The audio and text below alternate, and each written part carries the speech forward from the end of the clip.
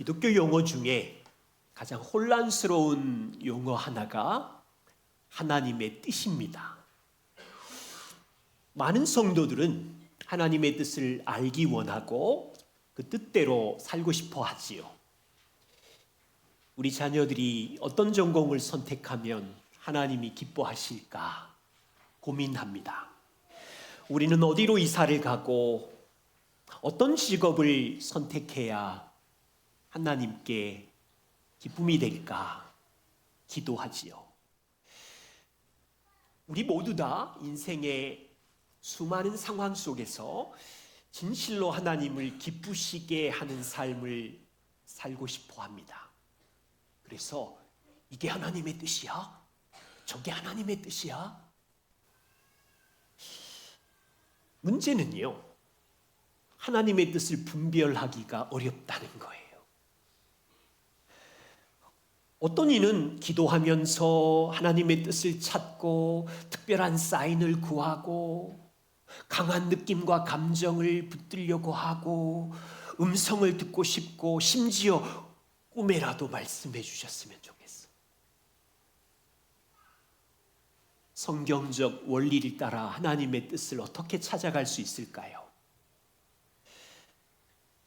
오늘은 하나님의 뜻이 혼란스러운데 그 세 가지 의미 때문에 그렇습니다. 세 가지 의미가 무엇인지를 확인하고 그리고 하나님의 뜻을 찾아가는 동안 우리 모두 다 생각해야 되는, 조심해야 되는 세 가지 정도, 다섯 가지도 말씀드릴 수 있지만 세 가지 정도를 확인한 후에 성경의 원리를 따라서 예수님이 하신 말씀 한 곳, 마태복음 6장, 그리고 바울이 제시한 하나님의 뜻이라는 말씀 한 세 군데를 찾아서 함께 살펴보려고 합니다. 하나님의 뜻, 혼란한 이유는요, 성경에 한 세 가지 정도의 의미로 말씀하시기 때문입니다.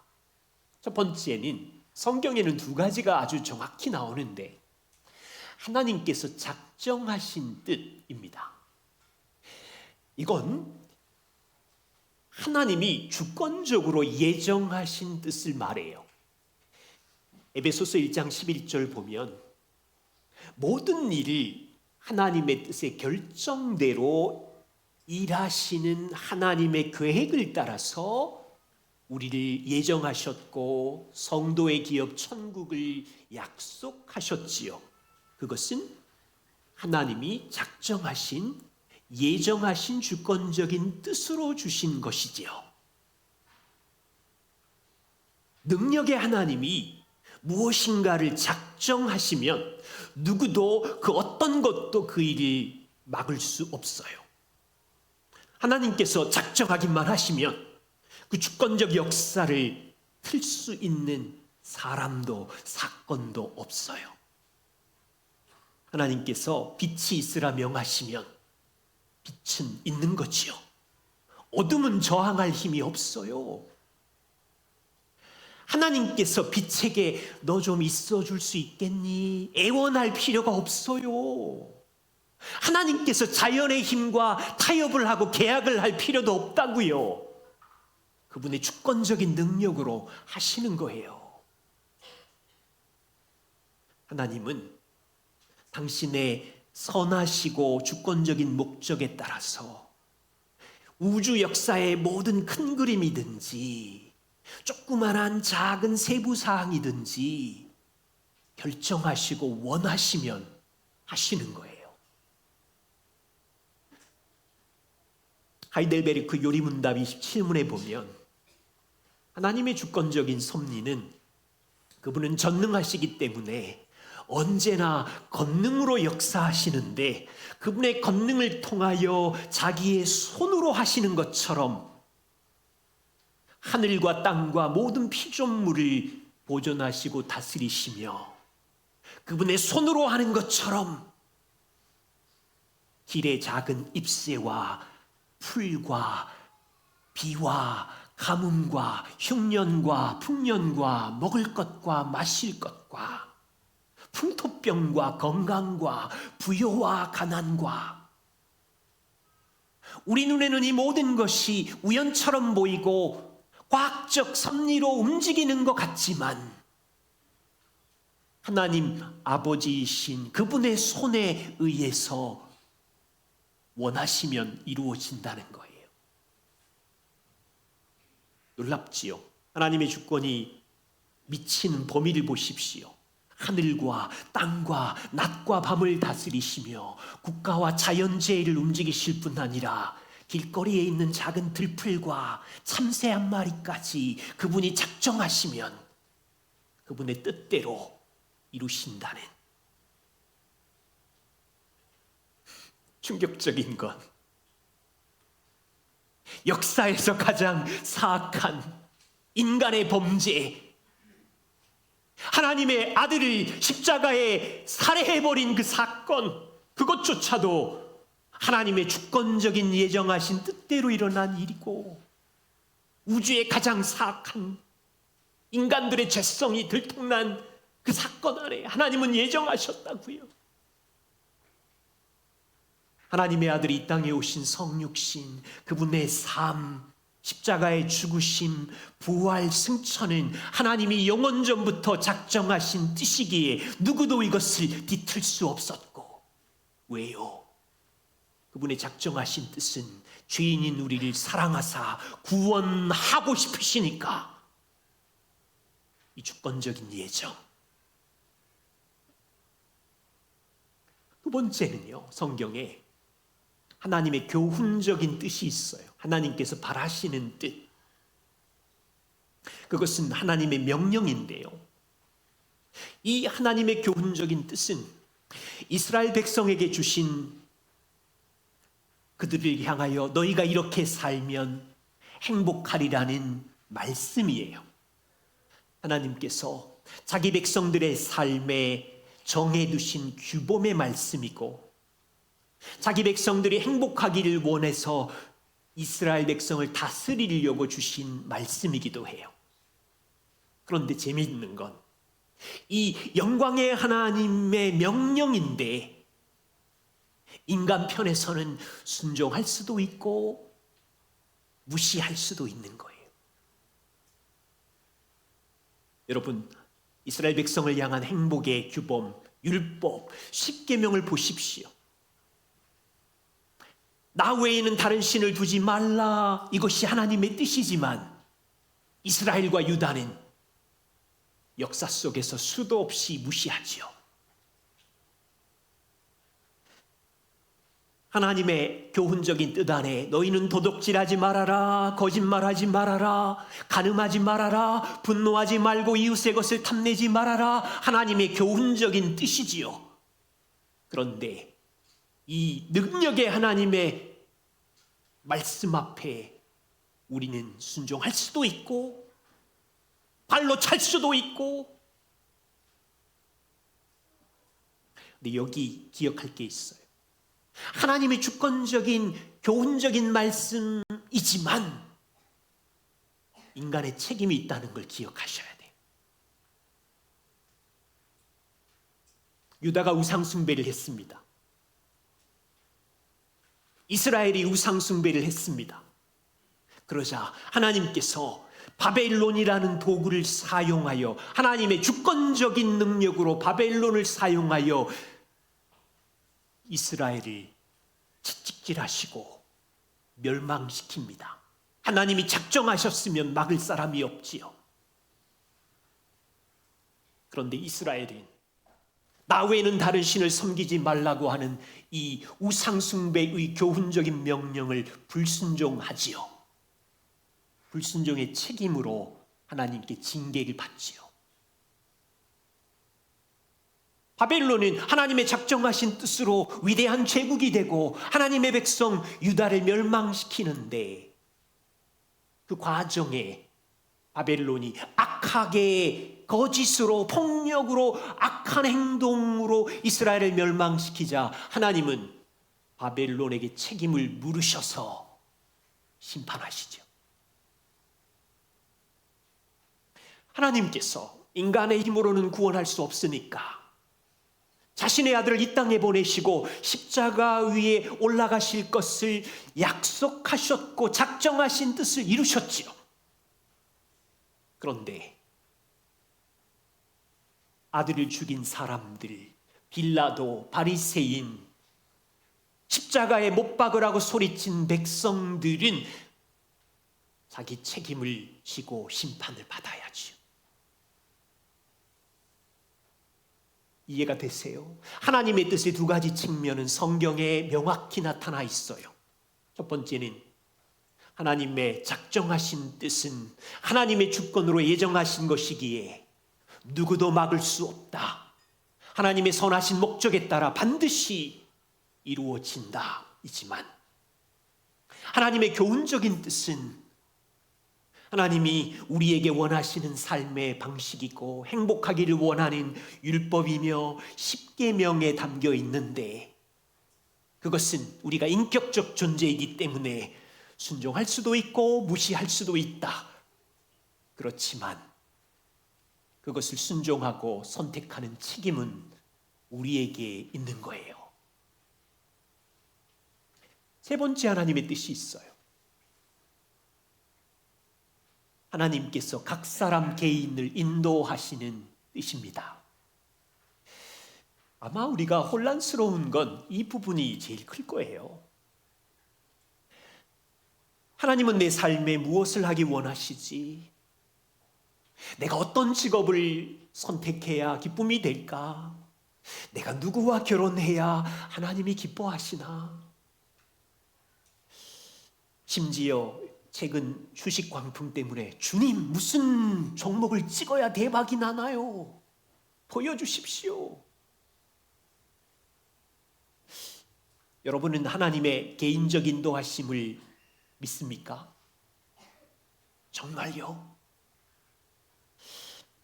제레드 시초의 하나님의 뜻이라는 책을 추천합니다. 너무 탁월하고 좋아요.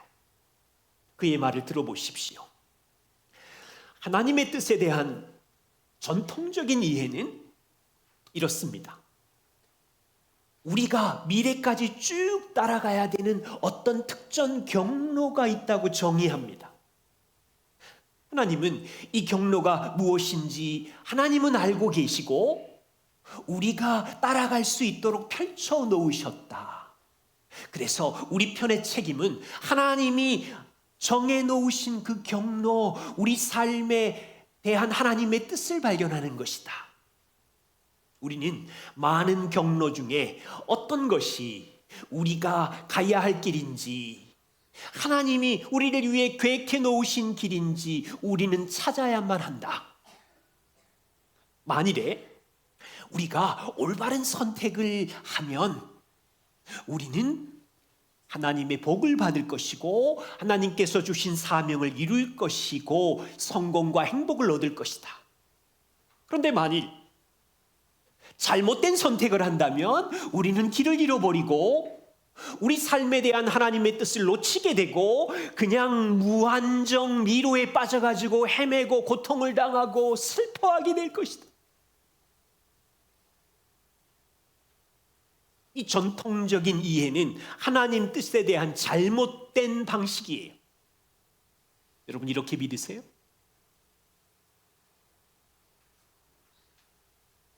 하나님께서 개인적 인도의 뜻을 이 전통적인 이해를 가지게 되면 우리는 항상 혼란에 빠질 수밖에 없어요. 하나님께서 미래에 각 사람을 향하여 어떤 특정한 경로를 정해 놓았어요. 이사는 여기 가라, 직업은 이거를 가져라. 이렇게 된다면 우리는 하나님이 계획해 놓으신 한 가지 길을 찾아야 행복하구나라고 생각하기 때문에 혼란해져요. 두려워요. 꼭 하나님이 너 내가 정해놓은 길 찾아봐라 이렇게 우리를 골탕 먹이시는 분 같아요. 그러면 여러분 심각해져요. 우리가 집을 살 때, 이사를 갈 때 하나님 여기 수원 정자동이에요, 저쪽 김포예요, 잘못 선택하면 미로에 갇혀서 꼬이는데 얼마나 혼란하고 두려워요. 하나님 내 직업이 변호사를 해야 돼요, 공무원을 해야 돼요, 잘못 가면 미로에 빠지잖아요. 심각해진다니까요. 어쩌면 우리에게 이런 두려움이 있어서 어떤 중요한 일을 선택할 때 하나님 사인을 주세요. 음성이라도 들려주세요. 그래야 제가 움직이지요.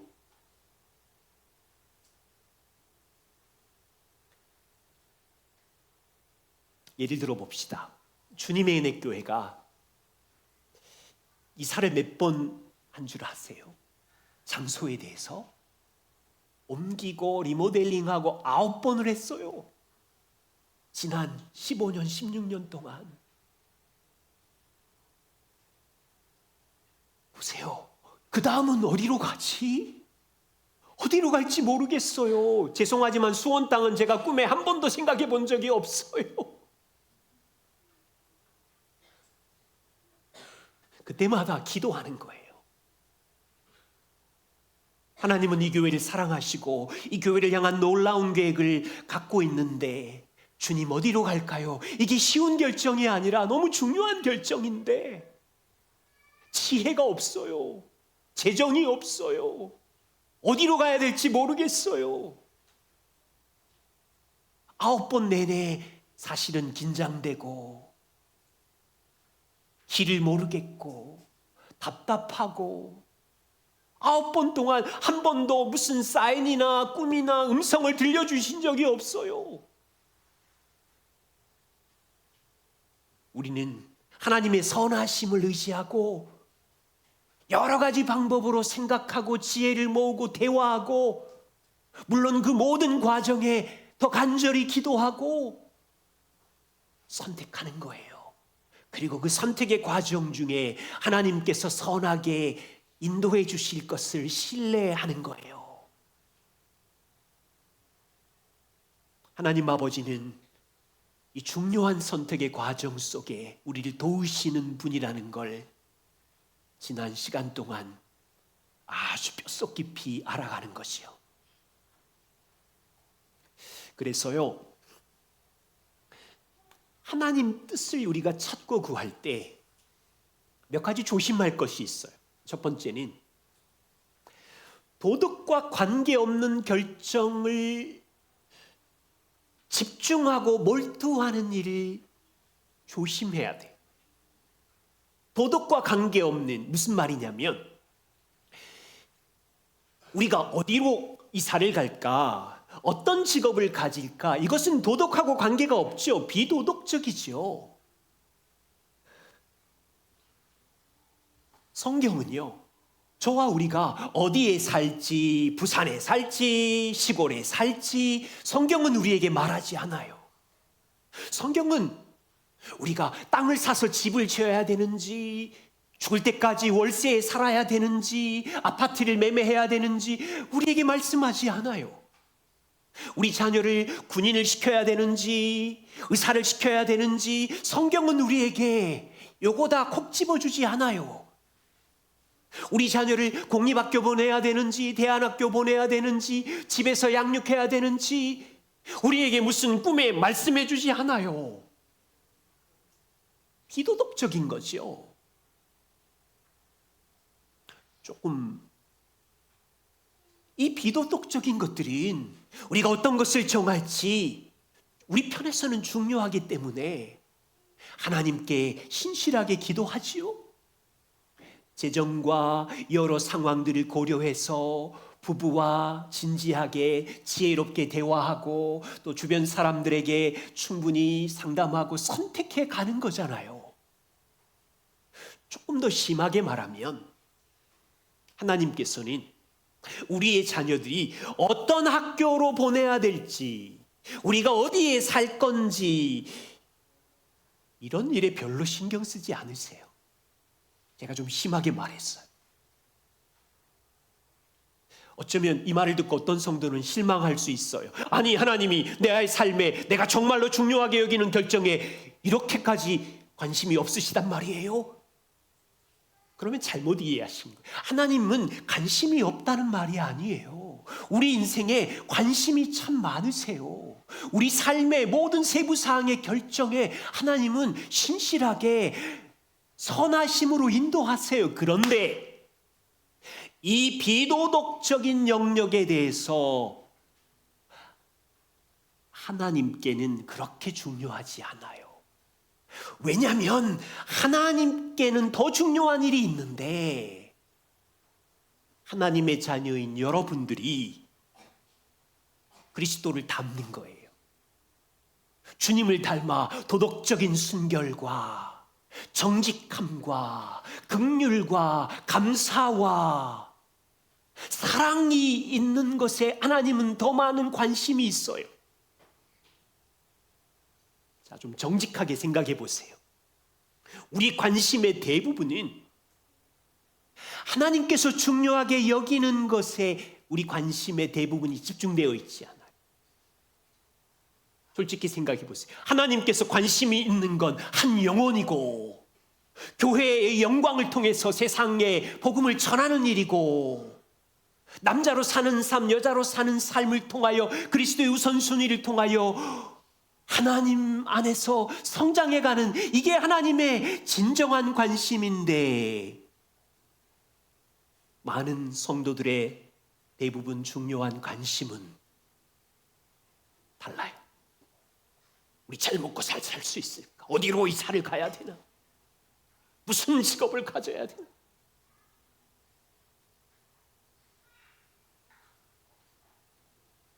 생각해 보세요. 서울에 살든지 시골에 살든지 우리에게는 중요해서 수백 가지 요소를 다 따져가면서 선택하죠. 그렇지만 하나님의 관심은 도시에 살든 시골에 살든 너희들이 그 집 안에서 서로 사랑하고 화평하게 살며 서로 분노와 불평을 멈추고 서로 격려하며 거룩하게 사는데 관심이 있어요. 우리의 관심은 무슨 직업을 가져야 평안한가 수백 가지를 디자인하고 생각하고 선택하지만 하나님의 관심은 여러분이 경영자가 되든지 입사한 직원이 되든지 어떤 직업을 가졌든지 하나님 앞에서 사는 거예요. 그 직장 안에 부정직과 경쟁이 심각하겠지만 하나님 앞에서 윗사람을 비난하지 않고 아랫사람을 무시하지 않고 그곳에서 선한 일을 하는 일에 하나님은 관심이 대빵 많아요. 우리가 어떤 차를 살까 우리는 고민이죠. 몇 달을 검색하고 살펴보고 비용과 기종과 그런데 하나님의 진정한 관심은 분수에 맞는 차를 타느냐 비치지 않는 차가 지혜로운데 무슨 차를 타든지 큰 차 탄 사람을 비난하지 않고 작은 차일지라도 어깨 힘주면서 나는 하나님의 자녀라고 말하고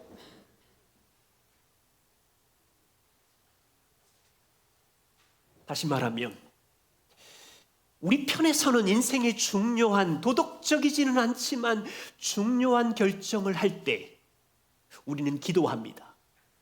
그리고 하나님은 확실히 우리를 도와주십니다. 기억하실 것이 있어요.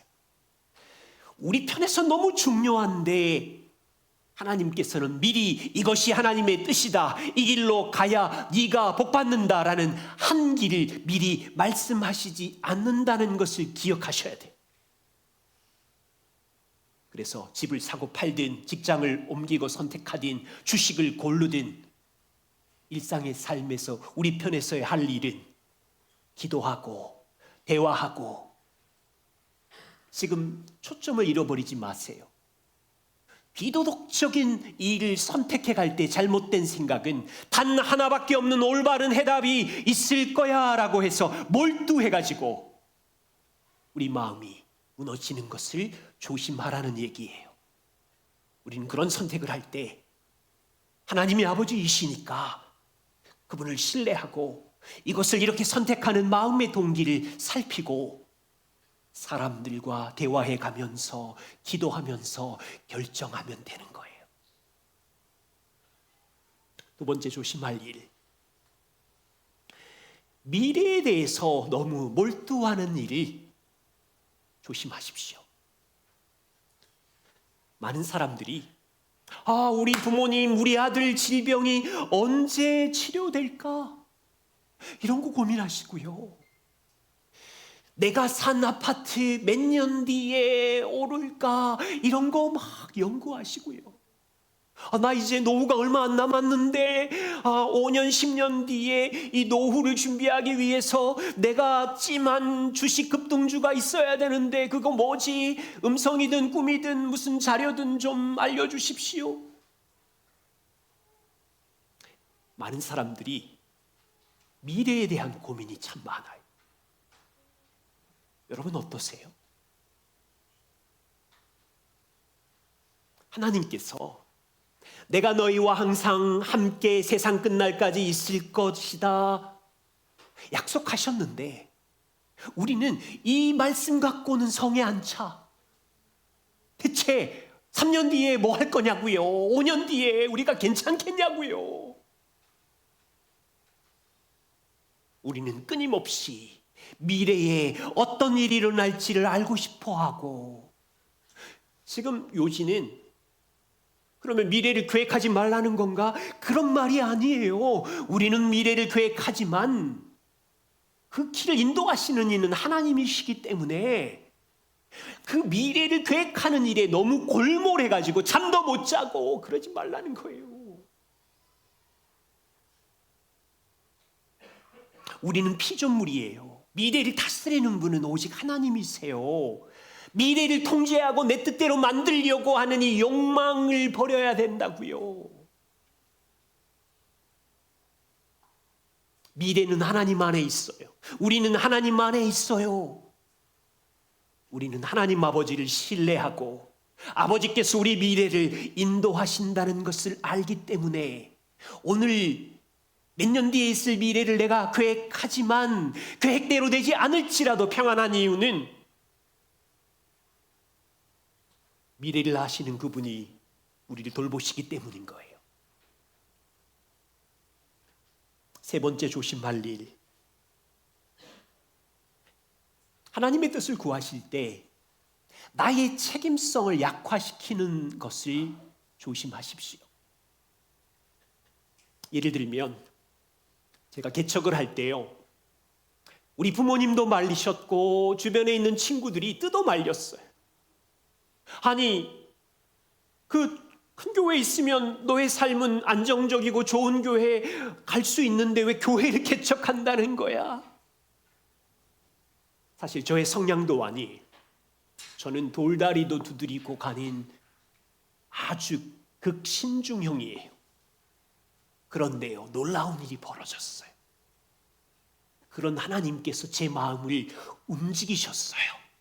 여러 가지 만남과 사건을 통해서 풀리지 않는 질문들에 대한 희미한 가능성에 큰 감동을 주셔서 교회 개척으로 저를 몰고 가셨어요. 이런 의미에서는 하나님께서 저를 끌고 하나님의 뜻대로 너 교회 개척해야 되겠다, 하나님의 뜻이 맞아요. 그렇지만 하나님의 뜻이 맞다고 하나님 책임만 있는 것이 아니라 선택한 건 제 책임인 거예요. 저는 한 가정의 아버지지요, 남편이지요. 인도자로서 어쩌면 실패할 수도 있고 어쩌면 배가 고플 수 있는 이 개척 현장을 제가 선택하고 그 길에 갈게요라고 한 거죠.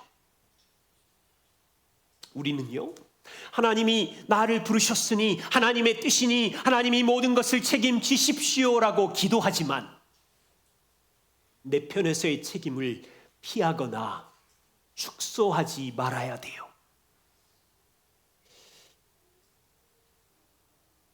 예를 들어 봅시다. 한 남자가 한 여자를 짝사랑했어요. 그래서 어느 날 그 여자에게 나 너 사랑하는데 이 사랑을 받아줄 수 있겠니? 며칠 뒤에 그 여자가 이렇게 답했어요. 당신은 아니에요. 저도 기도해 봤는데 성령님의 뜻은 당신이 아니래요. 여러분, 이 남자는 이 여자에게도 거절을 당했지만 하나님에게도 거절을 당했어.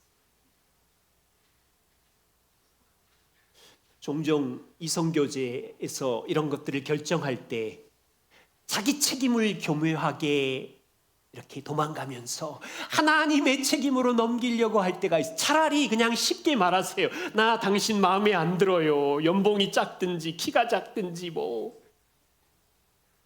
자기가 선택해놓고 하나님께 핑계를 대니까 이 남자는 여자에게도 버림을 받았고 하나님께도 거절을 당했으니,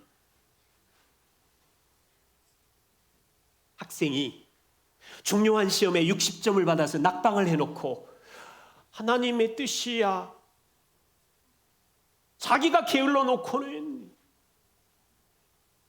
직장인으로 자기 욕심으로 잘못된 결정을 해서 사업이 망할 위기에 처해 놓고는 하나님의 뜻이야 어쩔 수 없었어. 자기 책임을 왜 회피하냐고요.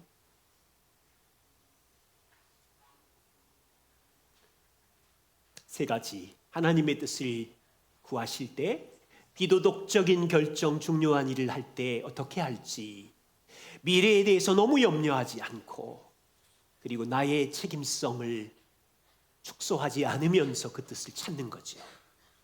마지막입니다. 자, 그러면 하나님 뜻대로 사는 성경적 원리, 예수님의 말씀, 또 바울의 몇 가지 말씀을 살펴보지요. 마태복음 6장입니다. 33절. 너희는 먼저 그의 나라와 그의 의를 구해라. 그리하면 이 모든 것을 너희에게 더하시리라. 그러므로 내일 일을 위하여 염려하지 말고 내일 일은 내일 염려할 것이요 오늘의 괴로움은 그날로 족하니라.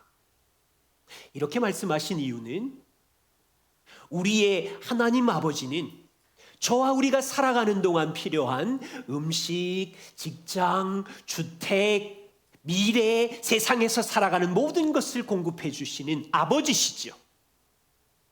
아들까지 십자가에 주시는 분이니까.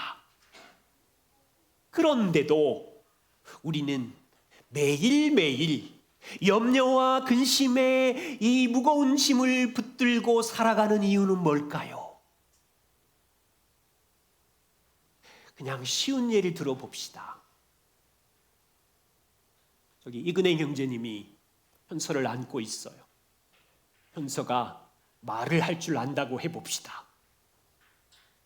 곧 말을 할 텐데 갑자기 아빠의 품, 엄마의 품이 좋고 엄마 아빠가 입혀주시고 먹여주시는 것이 너무 행복한데 어느 날 주체할 수 없는 눈물을 막 아빠 품에서 울어대면서 그치지를 않아요. 그래서 아빠가 물어봤어요. 현서야, 너 왜 우니? 현서의 말, 아빠, 오늘은 아빠 품에서 이렇게 행복한데 내일은 아빠가 나 안아주실 거야? 엄마, 내일은 나 우유 줄 거야? 침대 준비해 주실 거야?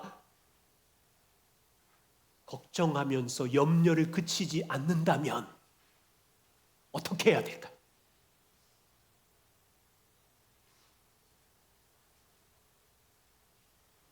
다시 말해서 우리가 염려와 두려움이 많다는 얘기는 지금 현서는 아빠 품에 안겨 있으면서도 아빠의 내일 돌보심과 사랑을 의심하고 있는 것처럼 하나님 아버지라고 외치는 우리들이 염려와 두려움을 품고 계속해서 살아간다면 그 의미는 하나님의 선하신 돌보심과 하나님의 지혜로운 다스리심을 무시하고 있다는 부끄러운 죄. 예수님은 그래서 말씀하시는 거예요. 오늘 무엇을 입을까 마실까, 어디로 이사를 갈까, 무슨 사업을 해야 할까 염려하지 말아라. 아버지께서 너희를 돌보시느니라. 내일 어떤 모양으로 내 인생이 펼쳐질까 미리 알려고 내일 일을 염려하지 말아라. 너희가 해야 할 일이 있는데 오늘 먼저 그의 나라와 그의 의를 구하는 일이다. 예수님께서 하나님의 뜻을 우리 모두에게 정확하게 알려주셨어요. 하나님 나라와 의를 구하라. 왜냐하면 아버지께서 주권적으로 우리를 돌보시기에 너희는 오늘 너희가 있는 가정에서, 직장에서, 교회에서 서로 사랑하며 순종하며 살아라.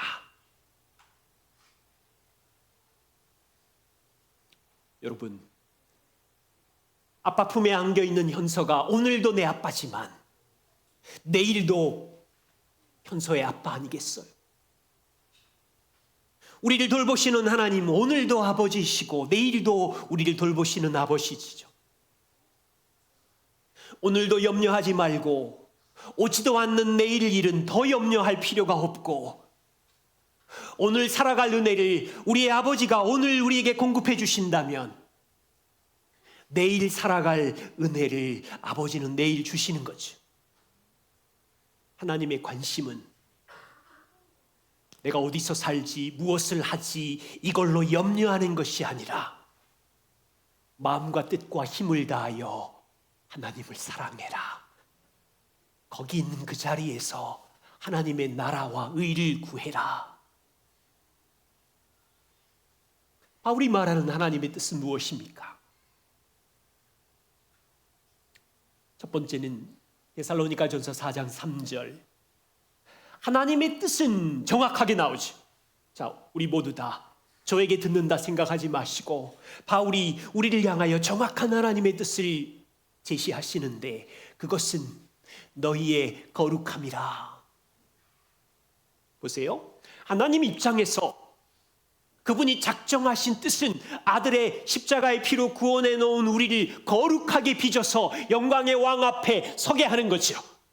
이미 우리는 그리스도의 의로 거룩해진 사람들이지요. 그런데 일상에서 옛 죄를 버리고 거룩한 삶을 살아야 되는 나의 책임성이 남아있는 거죠.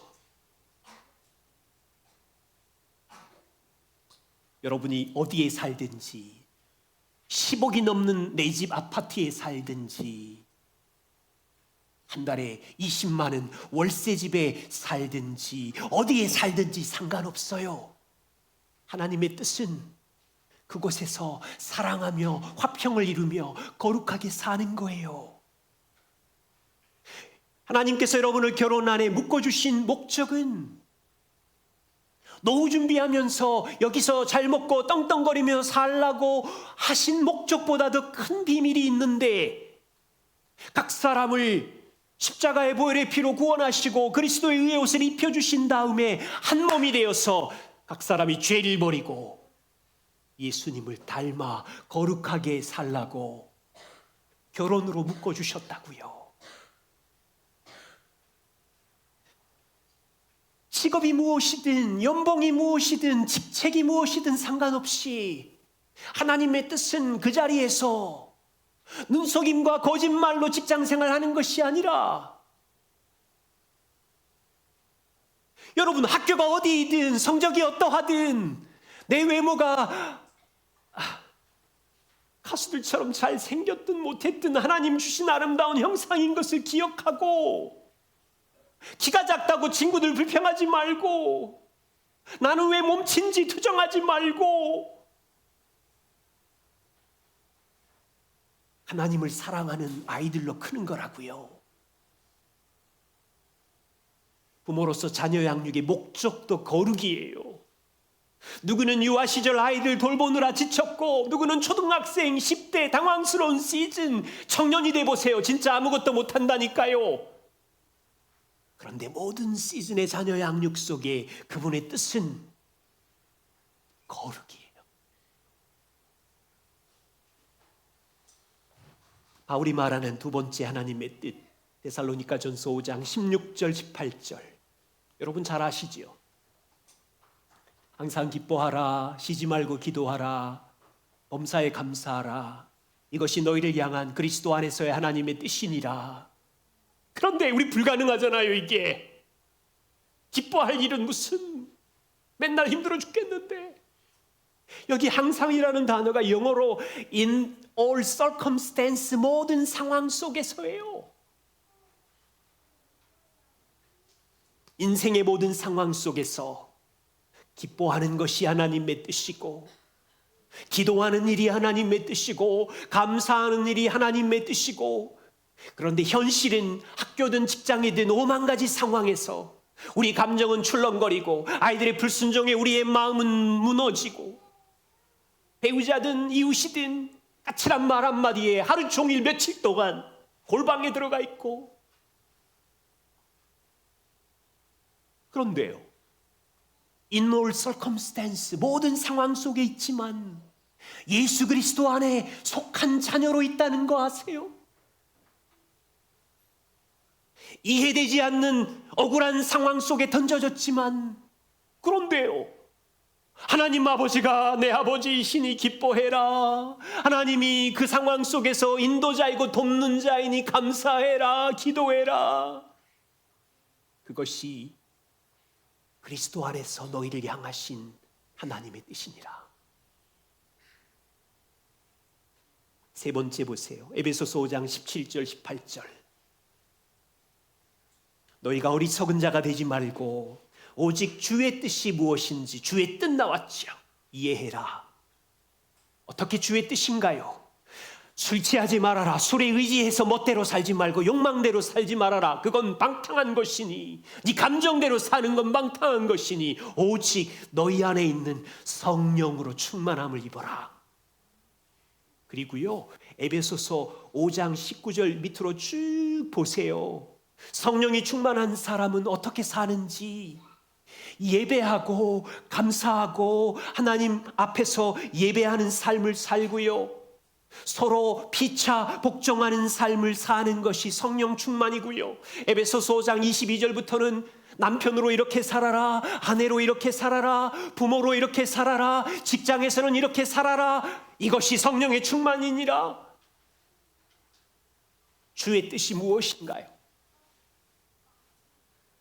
교회 안에서 예배할 때 찬양하고 감사하고 서로 복종하는 것이 주의 뜻이고, 가정 안에 나와 다른 배우자, 너무 다른 시즌을 보내는 자녀들, 그들을 돌볼 때 너희 안에 있는 성령의 인도하심을 따라 네 감정대로 말고 남편의 역할, 아내의 역할, 부모의 역할을 하는 것이 하나님의 뜻이다.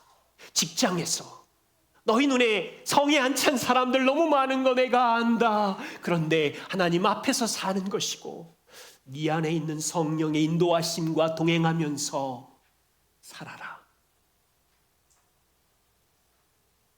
바울이 성도에게 전한 주의 뜻은 명확합니다.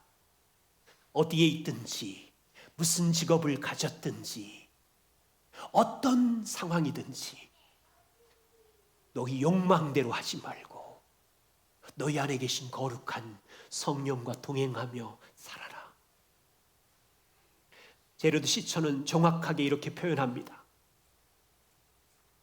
하나님의 뜻은 무엇인가? 우리를 향해 하나님이 갖고 계시고, 우리가 여러 날, 여러 주간, 심지어 여러 해에 걸쳐서 발견하기를 원하시는 특정하고 비밀스러운 그런 계획인가? 그렇지 않다. 오히려 하나님의 뜻은 술 취하지 않는 삶, 그러니까 술에 지배받지, 우리 욕망에 지배받지 않는 삶이고 성령의 능력으로 사는 것인데, 바울의 주된 관심사는 성도들이 일상의 삶에서 살아가는 그곳에서 성령과 함께 사는 거예요.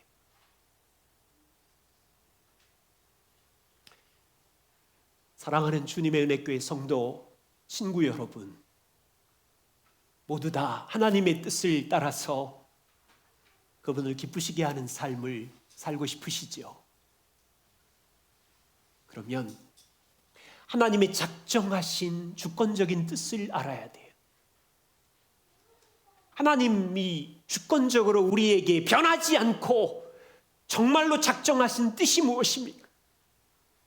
하나님이 영원 전부터 우리를 사랑하셨다는 것이고, 우리를 너무 사랑하셨기 때문에 자기 아들을 보좌에서 내리셔서 우리 대신 살게 하시고 우리 대신 죽게 하시고 우리 대신 부활하셔서 승천하셔서 사랑하신 삶인데, 보좌에 계신 주님이 우리를 사랑하시고 우리 안에 계신 성령님이 우리를 사랑하시고 그리고 하늘 아버지는 지혜와 사랑으로 여러분의 골짜기 같은 인생길에 동행하시면서 어디까지, 주님 앞에 설 때까지 선하심과 인자하심으로 동행하신다는 것이 하나님이 포기할 수 없는 작정하신 뜻이라고요.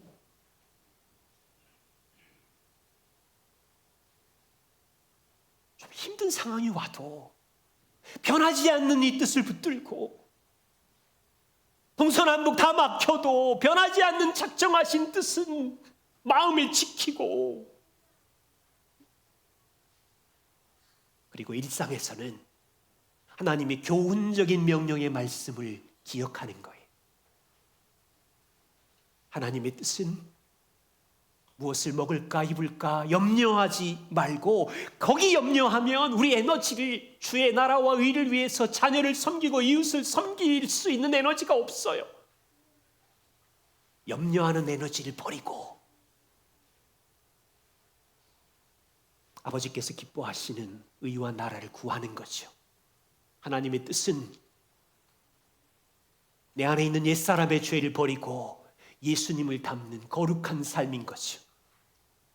하나님의 뜻은 주식이 내리든 오르든, 집값이 오르든 내리든, 우리 아이가 떨어지든 말든 어떤 상황 속에서 함께 울고 함께 사랑하고, 그리고 아버지 안에 있는 거야. 기뻐하자.